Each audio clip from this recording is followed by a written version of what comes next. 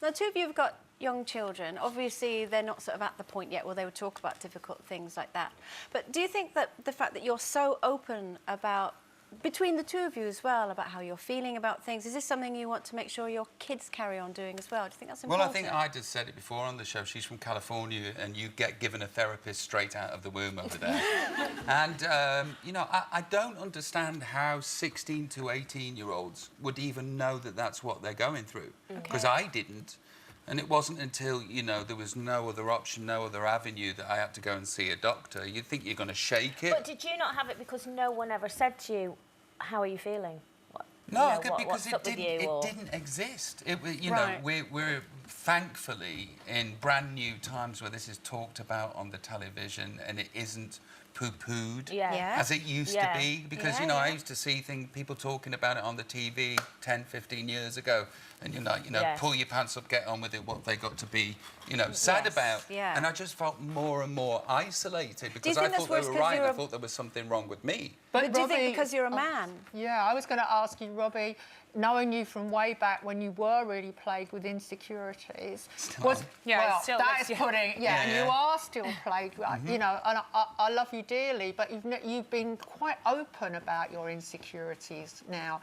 Does it take a lot of guts to come out and say? Not really, because I'm, you know, like my wife, I'm a classic oversharer, and I can't do the other way round. You know, it's like I go, this is me, this is all the bits of me, and I'm quite willing to talk about it because I haven't got the ability to not.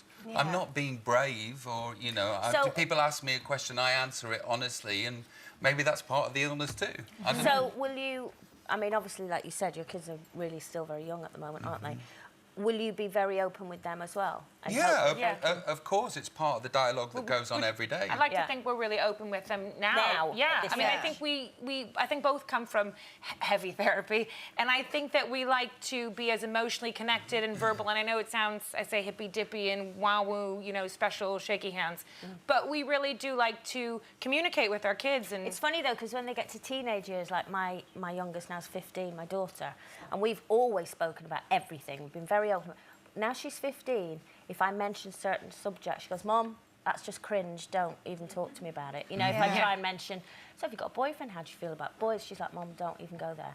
And it does change at 15 where they think, oof. I think I will be the same. There'll be, the dialogue that happens between Ayda and Gwen is something to behold and can only be seen after 10 o'clock at night after the watershed. Yeah, it's amazing. Has it always been like that, though? It's always been like that. But I did go through a stage at around 15, 16 where it was like, ew, Mom, don't want to talk about that. But now it is incredibly open. But also, I mean, you're talking, obviously, mother to daughter, you're talking mother to daughter.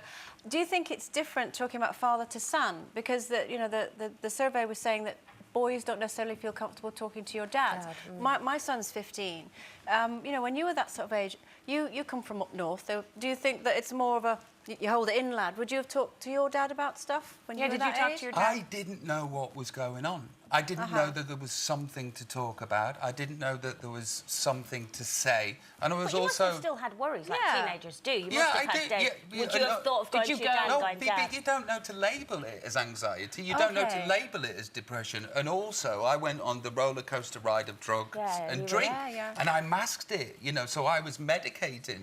And then the medication and my hedonism was way too much for life. And I had to stay on the planet because I quite like it here. And I had to do something about it. But I don't understand how 16 and 18-year-olds will be able to verbalise what's going on in their heads. But Robbie, where would you be now without therapy? Is it something that dead? Well, you know, I went to rehab a couple of times, done a lot of therapy, and, you know, me masking what was going on inside or medicating it led to some very, very dark places, and I was this close to not being on the planet. So, but I recognise that, you know, it's sort of get sober or die, and be, you know, consciously knowing that that's your only choice. That's what I did. Do you think that lady there helped a wee bit? Yeah, she did. Yeah, she did.